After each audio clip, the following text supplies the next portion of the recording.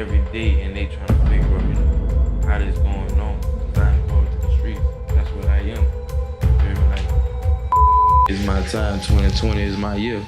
You hear me? I think that means now street boy, but that's just where we was at with it. You hear me? Like, we ain't play games, so and from being out chill. And I ain't even gonna lie to you, everybody think it's a game out here, but this ain't no game either. This treacherous, you dealing with all kind of prostitutes, con mans, robbers, killers, you hear me? It's a place where it never stops at. That's one thing I believe, like, like everybody make their own decision. Your mom could have been a crackhead, you'd be a lawyer. You hear me? Your mama could have been a lawyer, you could end up to be a crackhead. Like, everybody make their own decisions in life. You hear me? Whether you become a pimp or a prostitute, a drug seller, whatever the case, you may be a lawyer, a doctor, a dentist, whatever you choose to be in life. You hear me? That's your decision. Not everybody want to be somebody. You hear me? Some people are content with just having what they have. You hear me? And for those who like to have, we feel as though, oh, you wrong because you don't want to have this and you don't want to have that. But that's not the case. They just content on what they have. Development of going to the streets, it was really like, I was already living the life of an artist without the rapping.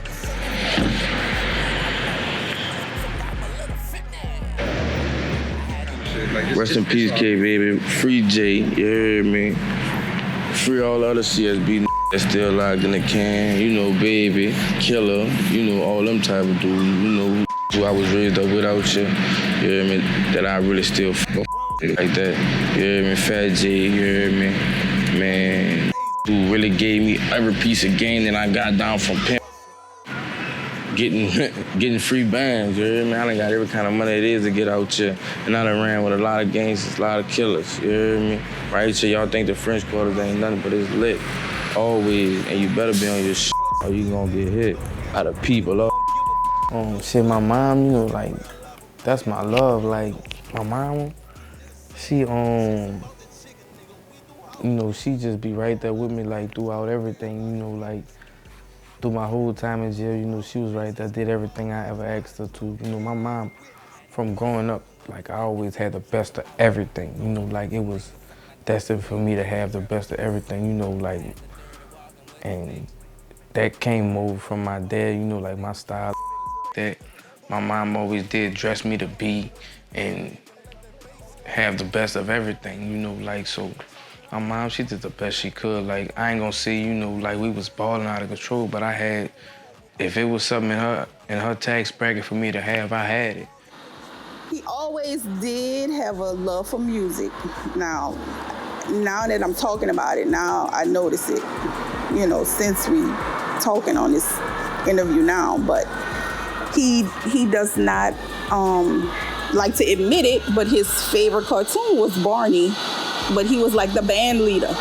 He was always the band leader of the, he won't admit to it. I had a little smaller tour over Atlanta, like over the weekend of my birthday, and she was right there, even though, she don't really like the club. My mom, she even listened to my music, and she don't really listen to no rap, like, to be talking about. The last album I could say my mom listened to was Jeezy 101, like way back in 05 or some shit like that. Like, so if she listened to my music, she's a big supporter, like, of everything I do. I'm my firstborn.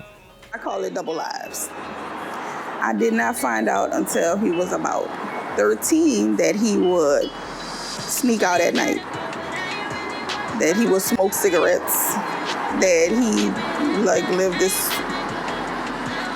life other than what I knew. So on the inside, he was this very mannerable, soft-spoken, just pleasant. And I'm not saying he's not pleasant. He wasn't pleasant wherever else he was, but I just had no clue of that. I remember I was probably maybe about 13, 14, and my mama, you hear me? I used to just hit like petty licks, like take little shit like steal this, steal that, just to get weed and shit like that. And one day she just called me and she was like, let me tell you something. She was like, I don't want to catch you petty hustling no more. You hear me? And I'm like, from then on, you hear me? It was on. I had to have hundreds and thousands. You hear me? I had to have bread. You hear me? Like, and then maybe right after that, I probably had my first kid, which is the oldest, Jalil. You hear me? He 8 now. You hear me? So, like, then that's when, you know, things got real at that point in time.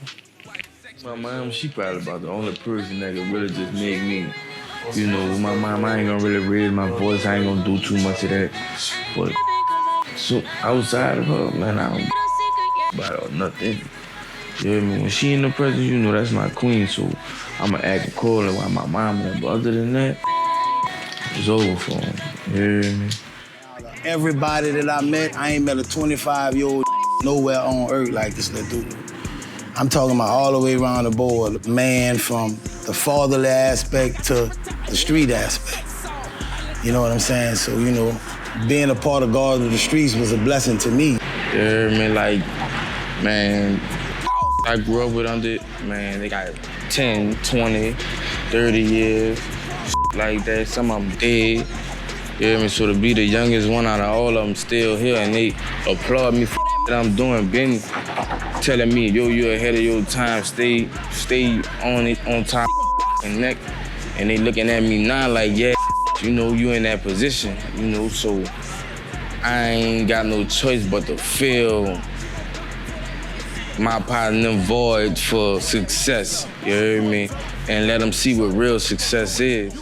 My name Big Ba, you know what I'm saying? I'm Squally, G Uncle, you know what I'm saying? And, you know, we talking about my little nephew, you know what I'm saying? And, you know, from coming up from a little boy, you know what I'm saying? Me, my 2 brothers, Russ Billy, you know what I'm saying? Mew, Rich Taker, you know what I'm saying? From a little boy when Squally was coming up, you know what I'm saying? I already knew that he had that in him, you know what I'm saying? Because of how me and my brother was coming up running in the streets, you know what I'm saying? And I really didn't want him to be like that, but it was in his blood, you know what I'm saying? So when he got to a certain point in his age, you know what I'm saying? I mean, I couldn't stop it, just as well as, you know, how my younger brother was.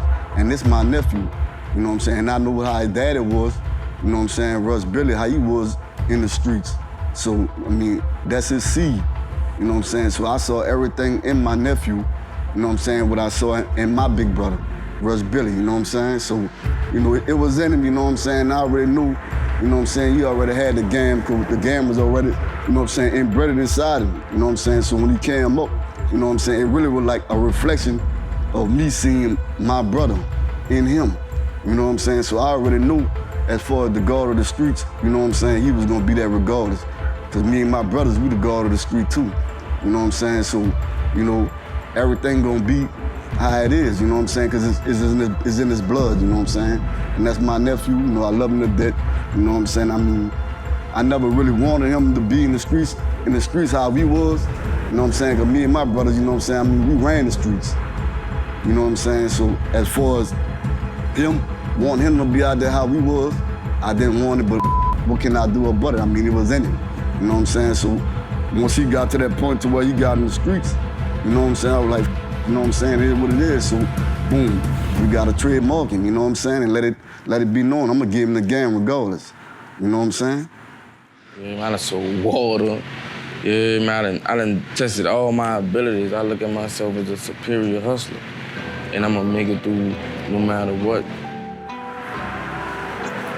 The crazy part about it is that, you know what I'm saying, remembering Squally from pictures, from actual visiting his father when his father was doing his bid.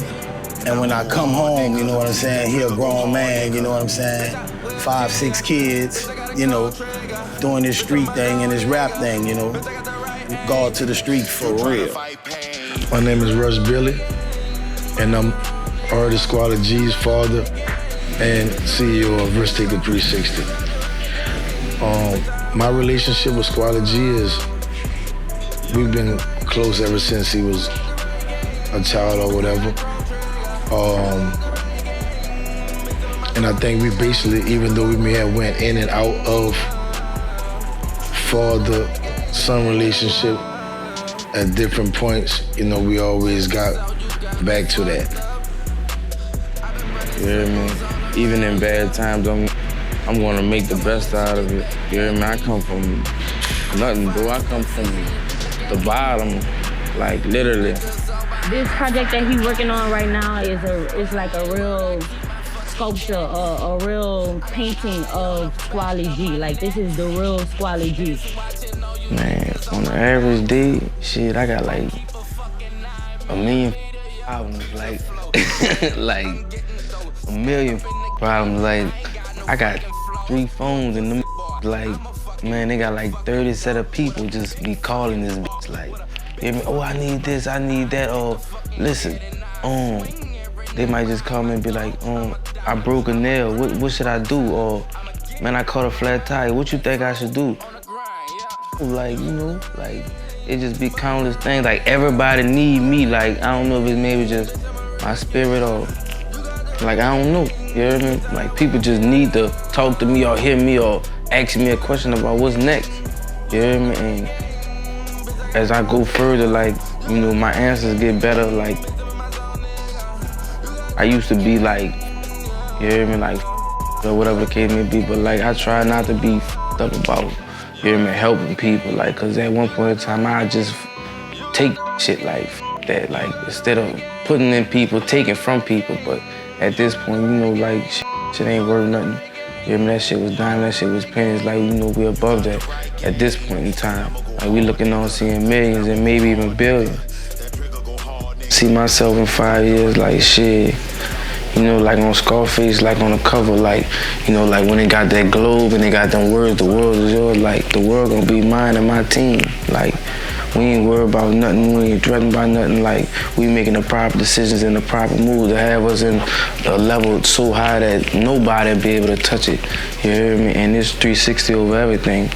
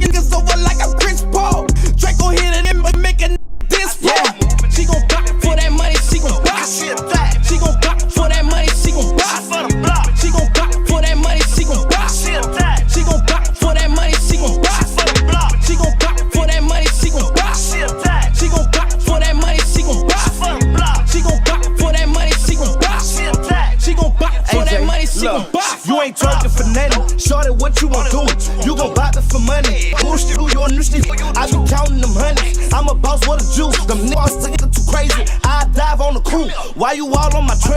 Bitch, you know you a thot. I see you checking my pockets. Big bands, them not. No, we can't talk on the phone. You can't come to my home. I can get it right here. If you won't give me down. And the club is going down. Ceiling mama trying to work some. Dancing for them bands. Ceiling mama like to twerk some. See you up in ass for that cash trying to hurt some. Need a model for my partner. Get on him, he trying to work some. She gon' buy for that money. She gon' buy. She gon' buy for that money. She gon' buy. She gon' buy for that money. She gon' buy. She gon' buy for that money. She gon' buy. She gon' buy for that money. She gon' buy. She gon' buy for that money. She gon' buy. She gon' buy for that money. She gon' buy. She gon' buy for that money. She gon' buy. I see you moving and grooving, little baby hitting the flow. Cause she gon' talking and moving, you tryna earn you some more. I see you moving and grooving, little baby hitting the flow. She gon' talking and moving, you tryna earn you some more. I see you moving and grooving, little baby hitting the flow. She gon' talking and moving, you tryna earn you some more. I see you moving and grooving, little baby hitting the flow. She gon' talking and moving, you tryna earn you some more.